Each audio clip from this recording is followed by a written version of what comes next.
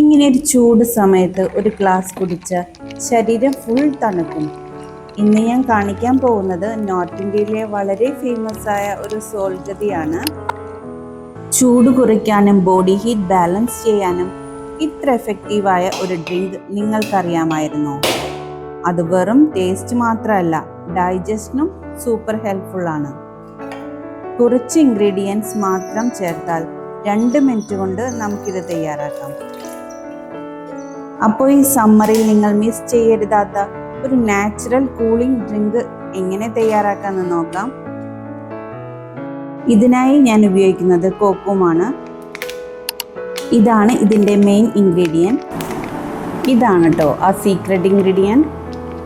ഇത് ഞാൻ ഓൺലൈനായിട്ട് പർച്ചേസ് ചെയ്തതാണ്. ഇത് കാണുമ്പോൾ നമ്മുടെ കൊടപ്പുളി പോലെയൊക്കെ ഇരിക്കും. കൊടപ്പുളിയുടെ മണമൊക്കെ തന്നെയാണ് ഇതിന്. കണ്ടോ, ഇതേപോലെ ഇരിക്കും.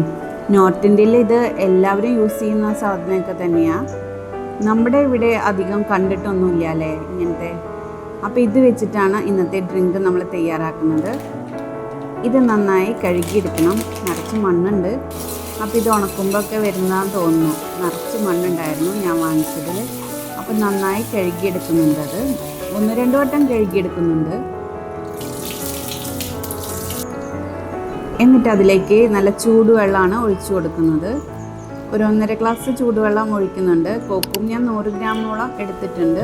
എന്നിട്ട് അത് 2 മണിക്കൂർ ഞാനത് സോക്ക് ചെയ്യാൻ വെച്ചിരുന്നു.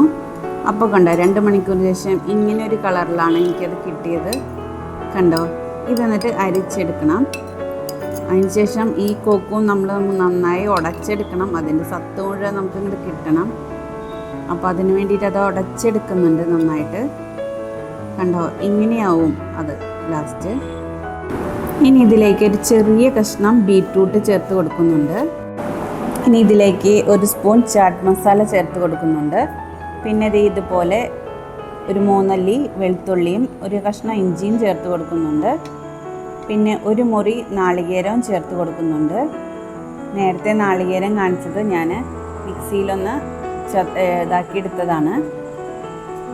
ഇനി അതിലേക്ക് നമ്മൾ എടുത്തു വെച്ച കോക്കുമിൻ്റെ ജ്യൂസ് ചേർത്ത് കൊടുക്കാം. എന്നിട്ട് എല്ലാം കൂടി ഒന്ന് അടിച്ചെടുക്കുന്നുണ്ട്. നിങ്ങൾക്ക് വേണമെങ്കിൽ അരിപ്പയിൽ അരിക്കാം, പക്ഷേ അതിലരിക്കുമ്പോൾ നന്നായിട്ട് കിട്ടില്ല. അതുകൊണ്ട് ഇതിലും ഒരു തുണി വെച്ചിട്ട് അരിച്ചെടുക്കുക നല്ലത്. നിങ്ങൾ അങ്ങനെ തന്നെ ചെയ്തോ. ഞാൻ 2 രീതിയിലും ചെയ്തു നോക്കി. അപ്പോൾ എനിക്ക് കൂടുതൽ നല്ലതായിട്ട് തോന്നിയത് ഇങ്ങനെ ചെയ്തപ്പോഴാണ്.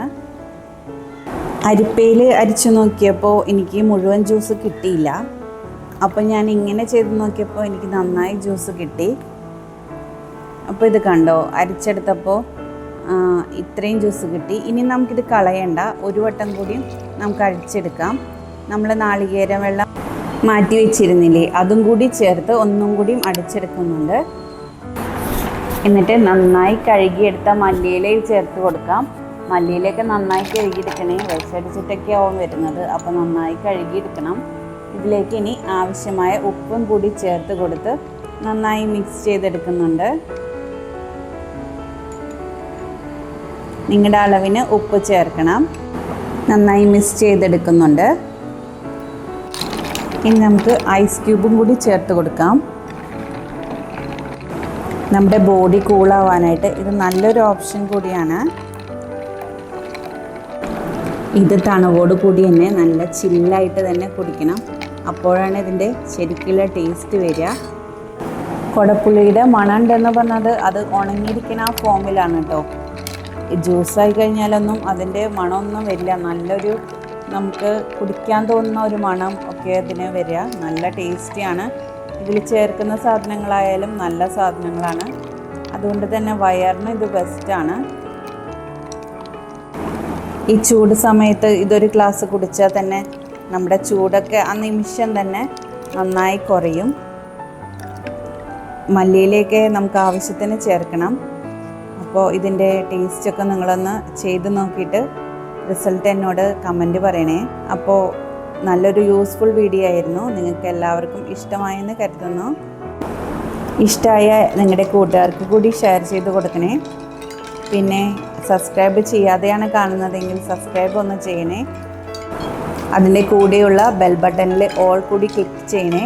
അപ്പോഴാണ് ഞാൻ പുതിയ വീഡിയോസ് ഇടുമ്പോൾ നോട്ടിഫിക്കേഷൻ വരിക. അപ്പോൾ പുതിയ വീഡിയോ ആയിട്ട് കാണാം.